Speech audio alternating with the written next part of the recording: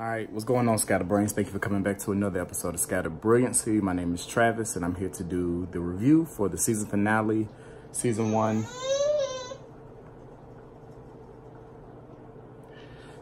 episode 8 of Married at First Sight.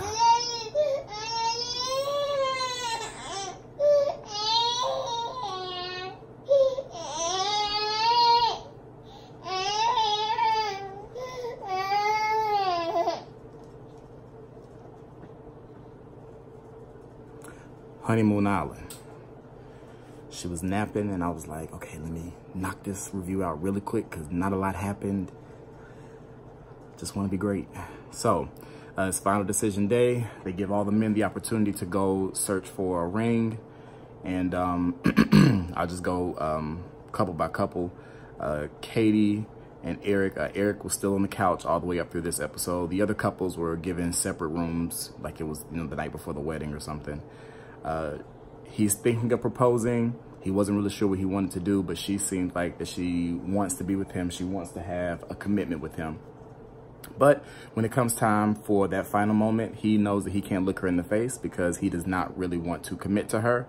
So Eric just leaves, extended stay Club Bay, and he leaves her a note. We don't know what's in the note. I had to watch the Alvin and the Chipmunks version again tonight.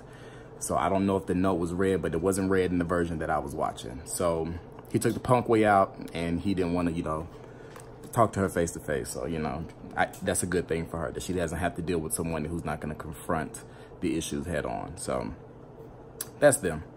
So she should be happy.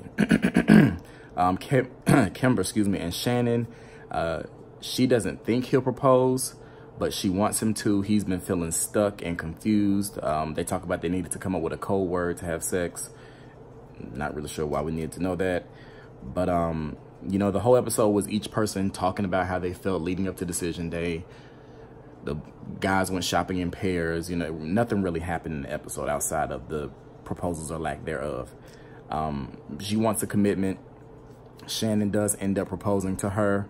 He does not get down on one knee. I think Shannon had on white pants, so I guess Shannon was like, I'm not dirtying my kneecaps up for y'all.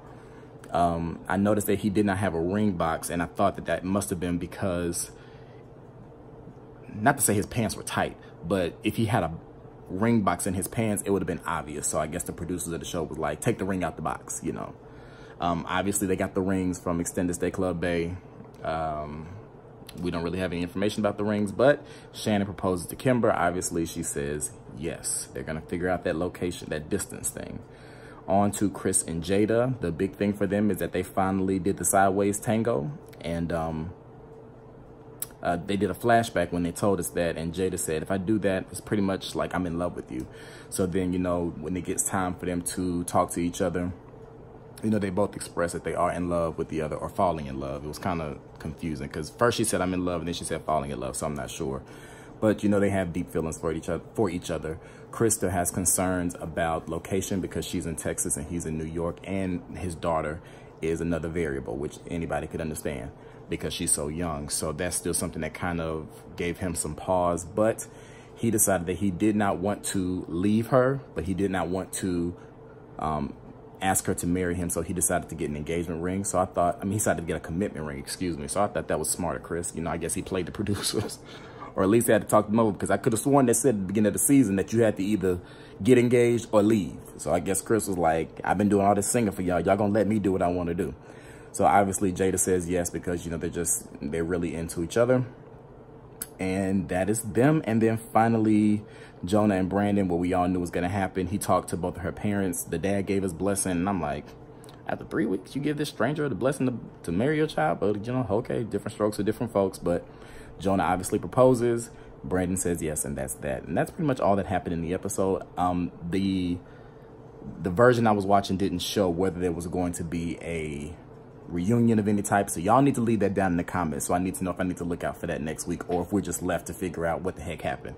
If there's no reunion, I saw Jada in my comments last week, and Chris was in the comments the week before that. So if there's no reunion, how about Chris and Jada? How about y'all just update us down in the comment section and let us know what y'all doing, or what everybody else is doing, because I'm pretty sure y'all keep in touch. I saw Katie started following me on Twitter, and Kimber started following me on Instagram. So all y'all just chime in with y'all's 2 cents. If there's no reunion, if there's a reunion, y'all can keep it to yourself because I know y'all are contractually obligated. But if y'all are not, go ahead and just let us know what's going on with all of y'all.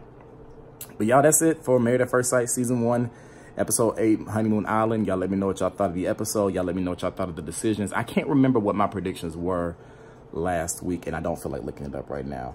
But interesting enough show. It just, they can do without it. You know, the show really wasn't that great enough to be like, oh, we got to do this again. But knowing how Lifetime does with their Married at First Sight franchises, they'll probably do this again next summer. So y'all make sure y'all remember to rate, comment, subscribe to the channel if you have not already. You can follow me on Instagram, even though I really don't post anything.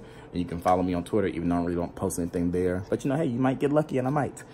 Or you can send me an email, scatterbrilliancy@yahoo.com, and I'll be talking to y'all later because I got to finish cooking. Peace.